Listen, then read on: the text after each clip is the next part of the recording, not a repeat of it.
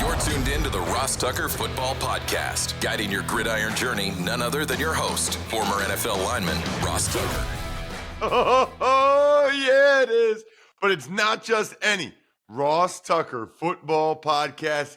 It is a Finish Strong Friday, presented, of course, by DraftKings. I'm Ross Tucker, former NFL offensive lineman, 5 teams, 7 years.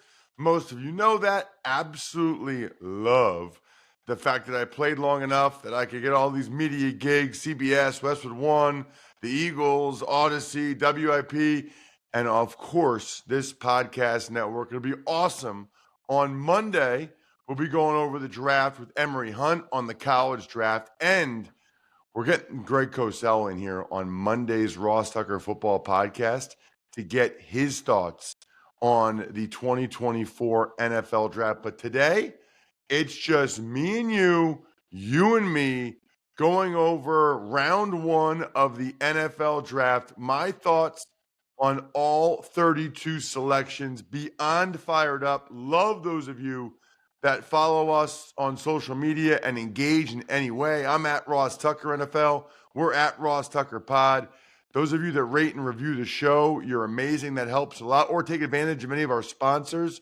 That's incredible. You can always check us out on YouTube as well, youtube.com/Ross Tucker NFL if you want to watch the show. We actually stream the show live on every social platform at Ross Tucker Pod if you want to check it out every morning that we record as well. Other than that, let's get into it. It's Big Show time. The Big Show. All right, Ross. Well, I'm here as well, by the way, but we'll start with the big one. Caleb Williams goes first overall to the Chicago Bears. I meant there's no guest today, but yes, Jack is here also. So no surprise about Caleb Williams. You know, I just said on Twitter last night, it's funny because I have some friends that are Bears fans. Obviously, my college roommate, Kyle Brandt's a big Bears fan. They were over the moon 3 years ago when they traded up for Justin Fields. Like, they were ecstatic. They were so proud of their franchise. And it really is just wild that here we are just 3 short years later. And so that's why I post on social media. I haven't seen Bears fans as excited as they took Justin Fields 3 years ago. Hopefully this works out better. Jayden Daniels went second overall to the Washington Commanders. So what's interesting to me about picks 2 and 3, Jayden Daniels to Washington, Drake Maye to New England, is I feel like, Jack, the people we had on the show over the last couple months, and you can go back and re-listen or re-watch, I thought it was pretty unanimous that they all loved Jayden Daniels and they all had major concerns about Drake Maye, right? I mean, Phil Simms said Drake Maye's video was disappointing. Greg Cosell, I think, called him raw. You know, Brett Whitefield on the Fantasy Feast said that the throw-to-throw accuracy wasn't there. You know, I think Chase Daniels said he maybe missed too many layups. I mean, it was not real good, I felt like, for Drake Maye, listening to the quarterback experts coming on the show. Meanwhile, there was a consensus that they all loved Jayden Daniels. They all loved, I mean, am I wrong here, Jack? Didn't everybody say they loved Jayden Daniels and everybody had major concerns about Drake Maye? Except Nate Tice, who has an unhealthy relationship with Drake Maye. But pretty much everyone else, yes. Right, so isn't that, to me, that's wild that they go 2 and 3 when there were such differing opinions on those two young men. Unless you have any more comments about Drake Maye, New England, we'll talk about Marvin Harrison Jr., Arizona at 4. Really thought the Cardinals would trade this pick. I really thought that the Vikings or the Broncos would trade up to 4 to make sure they got J.J. McCarthy, but that was not the case. I think the Broncos liked Bo Nix enough that they didn't need to trade up. And I guess on some level, the Vikings realized that. The Vikings realized, well, I think the Broncos don't have enough ammo to move up, so let's not blow all of our ammo moving up for McCarthy if we don't have to. And so the Cardinals couldn't get the offer they wanted probably, or that would make it worth it, to trade down and not take Harrison Jr.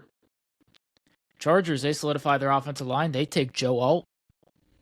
So I thought this was interesting also, because the day of the draft yesterday, both Peter Schrager and Daniel Jeremiah, including Daniel Jeremiah, who, he does the Chargers games on the radio, right, as their color analyst, they both had the Chargers taking J.C. Latham, the offensive tackle from Alabama. And so I thought, okay, they think that, Harbaugh wants a really, really powerful road grader of a run blocker. And also, they have Rashawn Slater at left tackle. So they want a guy like Latham that can be a powerful mover of men at right tackle. Yet, that's not the direction they went. It's interesting because Joe Alt primarily played left tackle at Notre Dame. He's more comfortable at left tackle. I think they're going to move him to right because Slater's already proven that he can play at a high level at left tackle in the NFL. And right tackle's the need, I would say, for the Chargers. I guess we'll ultimately see. But what's interesting to me about the Chargers taking Alt is, he was not thought to be the most physical or the most aggressive, maybe the most polished, but not physical or aggressive.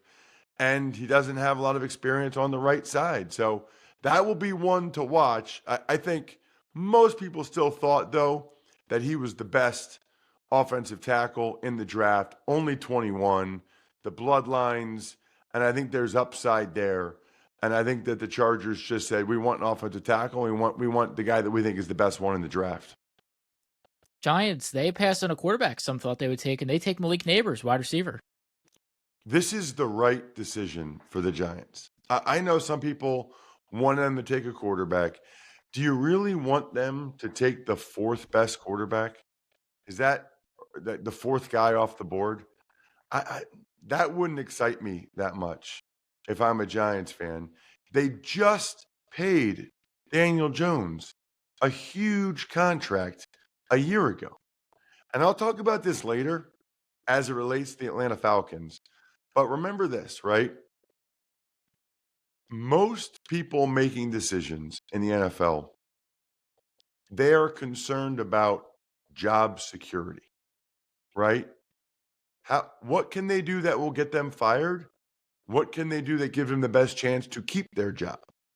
And for Joe Shane and Brian Daboll with the Giants, their best hope to keep their job is to win games this year. And their best chance to win games is to put their faith behind Daniel Jones, coming off the injury, hoping he plays like he did Daboll's first year, and giving him a better chance to play better by giving him arguably the best and most explosive receiver in the draft. That makes sense to me.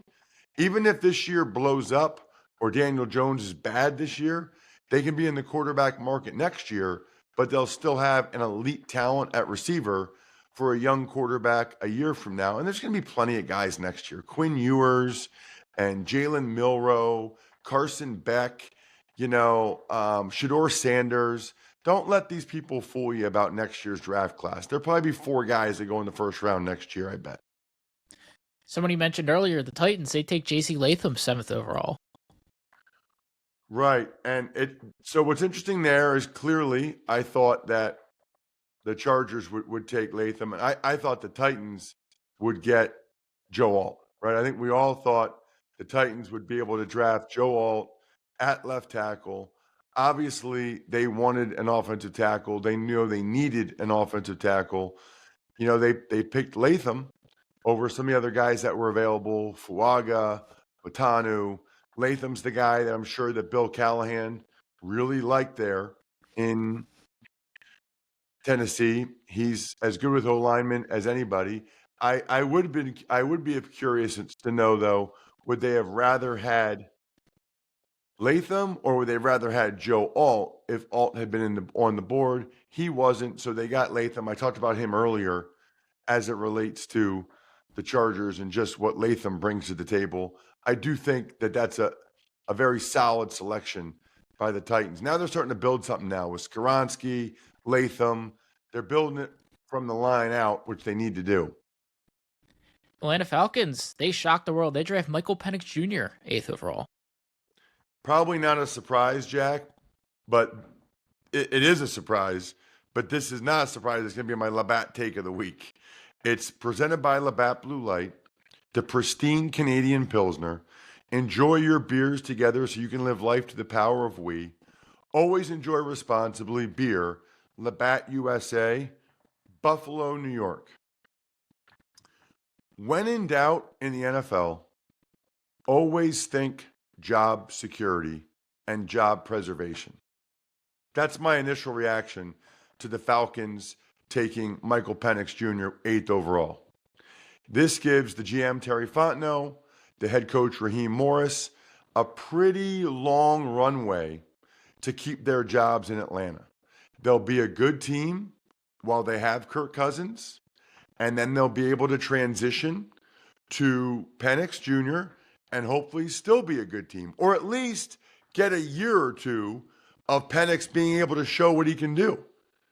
Those guys, the Falcons management, probably just bought themselves at least 4 years, maybe 5 years, which is an eternity in the NFL. They say it's the Packers model, and the Packers model has been great for sustained success and job security. It's also been great at being good enough to not quite be good enough, right? I mean, over 30 years, the Packers had a top 5 quarterback. They went to 3 Super Bowls. That doesn't seem real good to me. They had a chance with this 8th pick to either select a player or trade down and really cement themselves as the NFC South favorites and maybe even a contender in the NFC. They elected not to do that because I think they're very worried about job security and the future. Chicago Bears, they get a wideout for Caleb Williams, Rome Odunze from Washington. Wow. I mean, they've got some legit receivers now, huh? Keenan Allen, Rome Odunze, and DJ Moore. That's wild to me. I mean, Keenan Allen must only be there for 1 year because that's kind of wild to me that with the 9th overall pick in the draft, you would take a 3rd receiver. He's a really good player, and Keenan Allen can obviously be in the slot. Now they have sick weapons for Caleb Williams this year. That's for sure. But I think that I found that interesting from a long-term planning perspective that they went with Rome Odunze. That does feel like it is a move for the future more so than just this year. JJ McCarthy, he goes to the Minnesota Vikings, who trade up to 10. I thought that was interesting, but you know what's really interesting, Jack? What's going on when you go to the grocery store and you're trying to buy meat?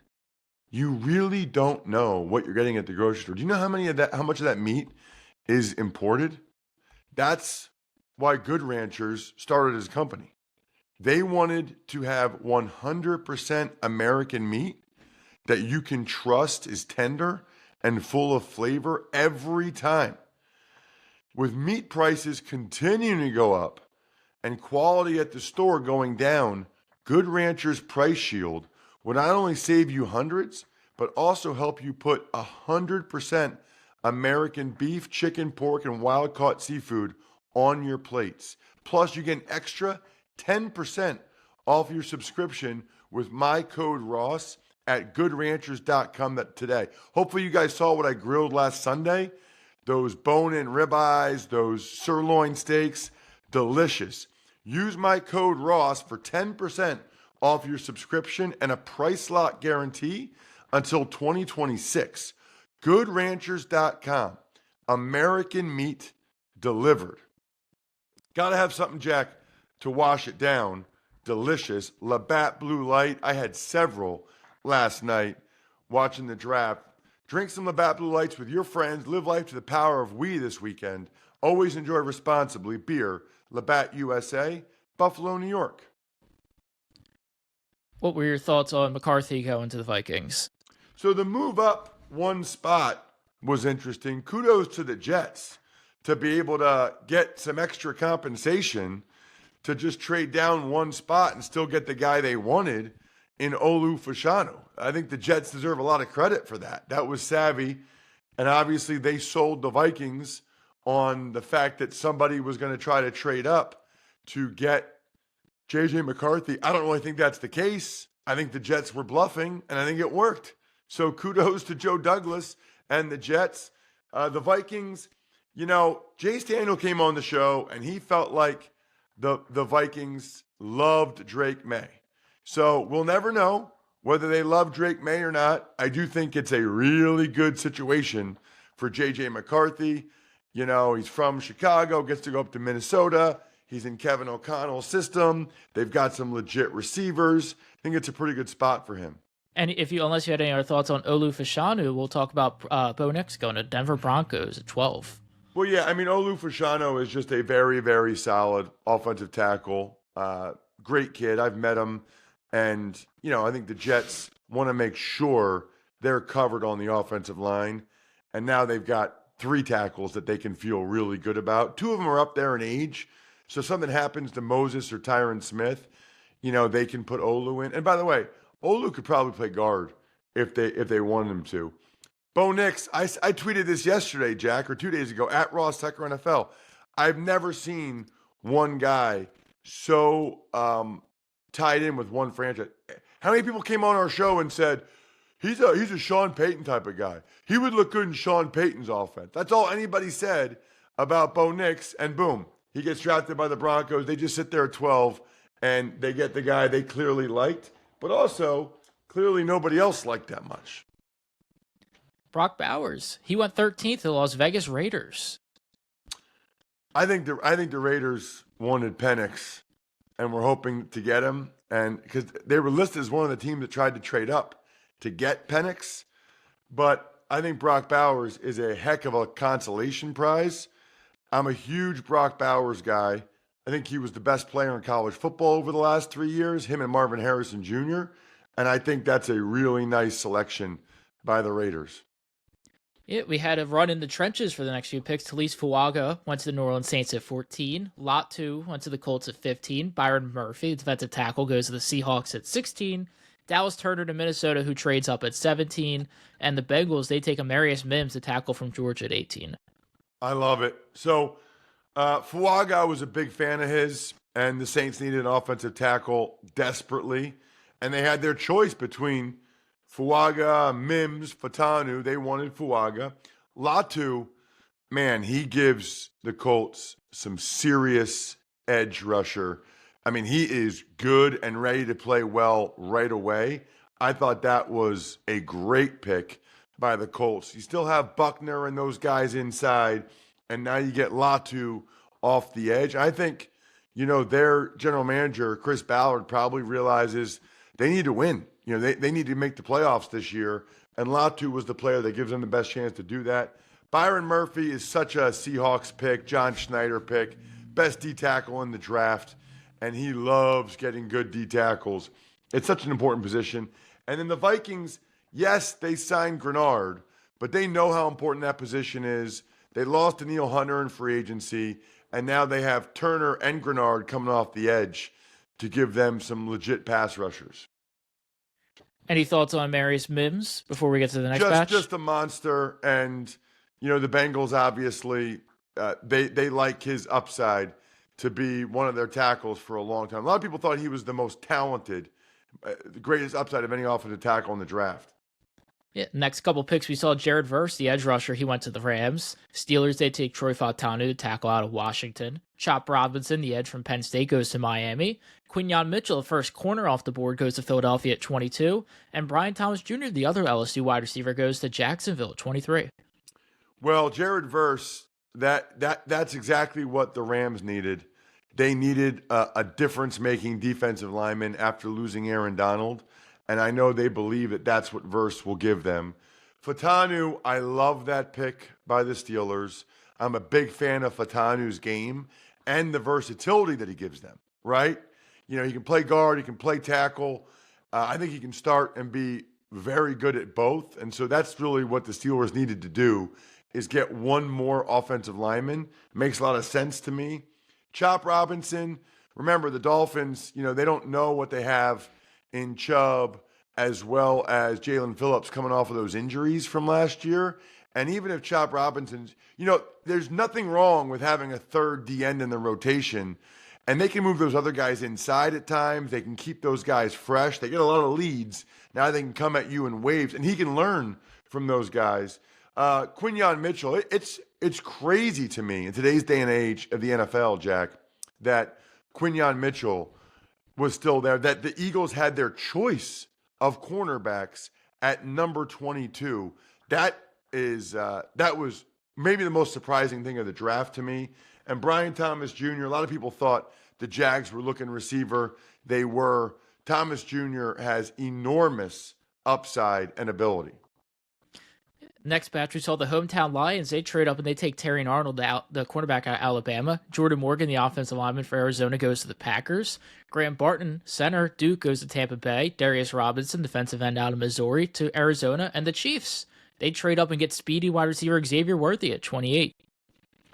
Well, so Terrion Arnold, I was a big fan of his, watching him at Alabama. And the Lions desperately needed a corner. For them to be able to get Terrion Arnold at 24, arguably the best corner in the draft, that is a coup for them. I thought he was going to go in the teens, and that'd be too rich for the Lions to move up and get him. But they were able to do that.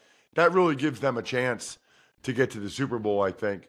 Jordan Morgan, that surprised me a little bit with the Packers. I actually thought they'd be more likely to take Graham Barton, but they like Morgan, they like the upside, and they wanted a guy that they think is more of an NFL tackle, clearly. Huge fan of Graham Barton for the Bucs. Very versatile, really good player, can play a bunch of different spots. Darius Robinson for the Cardinals, some people loved him, some people did not. He's a versatile guy. He can be outside, I think, on normal down and distance, but then rush from the inside, give you an inside rusher. And the Chiefs getting Xavier Worthy is just wild, right? I mean, the Chiefs need like a speed receiver. I feel like we're all, Jack, going to be talking about this. We're all going to be talking about it next year. How did we let the Chiefs get Xavier Worthy? How did the rest of the league let the Chiefs get Xavier Worthy? I can just hear it now. And to wrap up the first round, Tyler Guyton, the offensive tackle at Oklahoma, goes to the Cowboys, who traded back at 29. Baltimore Ravens get Nate Wiggins, the corner out of Clemson. 49ers, they get Ricky Pearsall, the wide receiver out of Florida. And the Panthers, they end the first round on Xavier Legette, the wide receiver out of South Carolina. So a lot of interesting things there, including, first of all, Xavier Legette said that the Panthers told him they were going to draft him, and they did, which I think is pretty cool, trading up to get him. Tyler Guyton, I think the Cowboys deserve credit here. The Cowboys, I think they trade down just once or twice. I guess just once. 24 to 29 with the Lions. But for the Cowboys to trade down from 24 to 29 and still get the guy they would have taken at 24 in Guyton because they need an offensive tackle, which, by the way, is not the position you want to be in, where you need a certain player at a certain position. But kudos to them for trading down and still getting him. That's smart by the Cowboys. I liked it. Nate Wiggins, a lot of people thought, was the best pure cover corner in the draft. So he's got that ability, and the Ravens wanted that. As for the Niners, those last two receivers, that's interesting. That's interesting to me that they both got into the first round. Ricky Pearsall, the Niners, they're trading a receiver, and it probably is going to go down today. I think they're going to trade Deebo Samuel or Brandon Ayuk. I think they're realizing they can't pay everybody. So that's fascinating to me to see which guy ends up getting traded. And then Xavier Legette, the Panthers desperately needed a receiver. We all realize that. I don't know why they felt like they needed to trade up one spot to get him.